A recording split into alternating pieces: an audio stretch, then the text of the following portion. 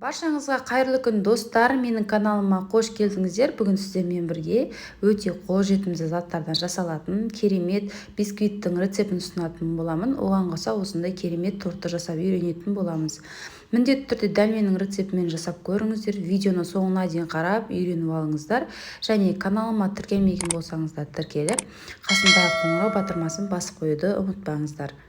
Ал ендеше бастаймыз. Ең әуелі жұмыртқаны теңдей етіп екіге бөлеміз, яғни сары уызын бір бөлек, басқа ыдысқа, ақ уызын бөлек, басқа ыдысқа салып аламыз. Ешқандай кішкентай бөлігі де сары уыздың аққа түсіп кетпеуі қажет, сондықтан мұқият асықпай осылай екіге бөліп алыңыздар. Сосын ескертетін жағдай, ыдысымыз таза және құрғақ болуы қажет, ешқандай судың тамшылары болмауы қажет. Сонда біздің ақ уызымыз жақсы көтерілетін болады. Енді ақ уыздың үстіне шым-шым тұзымызды қосып, миксердің жай жылдамдығынан жоғарылай отырып, жақсылап осылай миксерлейтін боламыз. Енді көпірши бастаған кезде үстіне жаңағы шекер, яғни қантымызды шетінен қоса отырып салып, жақсылап 4-5 минут шамасында асықпай миксерлейтін боламыз.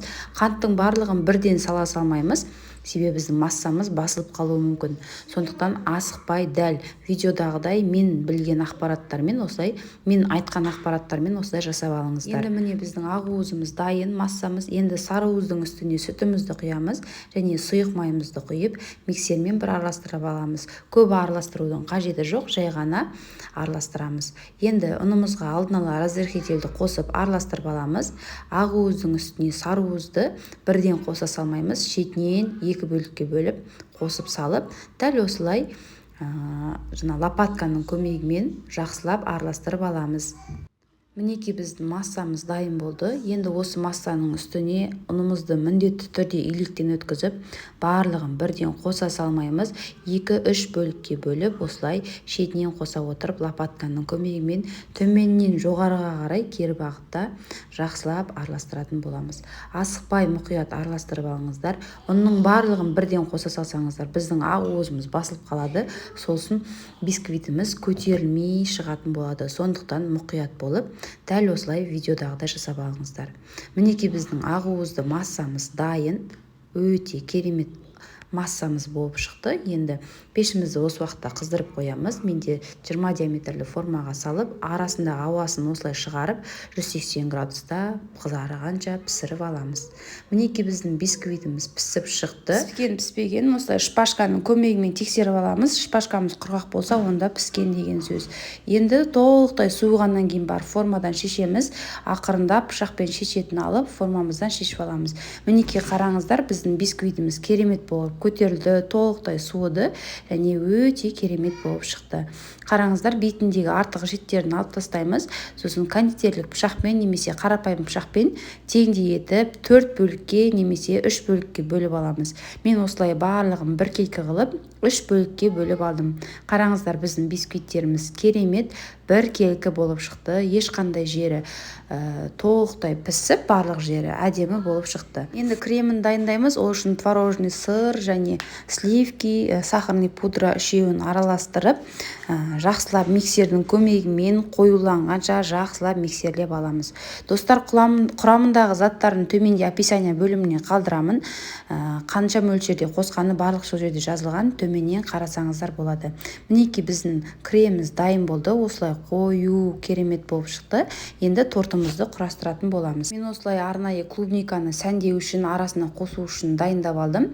Бисквитімізді шетінен қойып, арасына кремімізді дәл видеодағыдай мол мөлшерде жағып, енді тегіс болу үшін осындай құралдың көмегімен шет-шетін осылай жасап аламыз. Енді арасына осылай клубникаларды қойып шығамыз.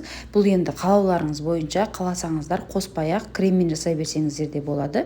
Енді екінші бисквитті қойып, дәл солай қою кремімізді жағып, арасына клубникаларды қойып, сәндеп жіберсек болады. Негізі қалауларыңыз бойынша клубниканы қосаңыздар, бірақ клубникамен өте дәмді болып шығады.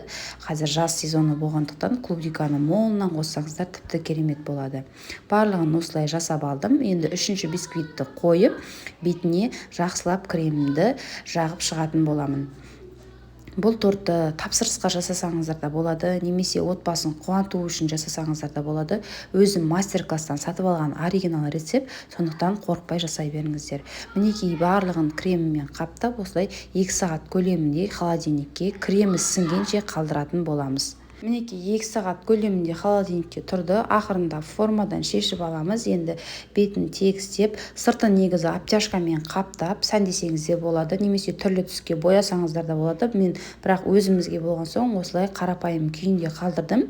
Бетін осылай клубникамен сәндеп шықтым. Шоколадпен әртүрлі оформление қылып жасасаңыздар болады. Мінекей осымен менің тортым дайын, өте керемет болып шықты. Қазір сіздер үшін арнайы арасын кесіп көрсететін боламын. Мұқият қарап, видеоның соңына дейін менімен бірге болыңыздар. Біздің креміміз толықтай сіңген, қараңыздар. Негізі сыртын қаптасаңыздар, тапсырысқа жасап, арнайы оформлениемен қаптасаңыздар болады. Мен осылай жасап шықтым. Өте керемет болып шықты. Қараңыздар, арасында кремі де толықтай сіңіп шықты. Қаласаңыздар пропитка жасасаңыздар болады. Мен бірақ ешқандай пропитка жасаған жоқпын. Осылай ақ өте дәмді болып шықты. Достар, менің каналымда түрлі тағамдардың, түрлі тәттілердің рецептісі бар. Каналыма тіркеліп қоюды ұмытпаңыздар. Сіздермен болған Нұрия Амангелді. Сау болыңыздар.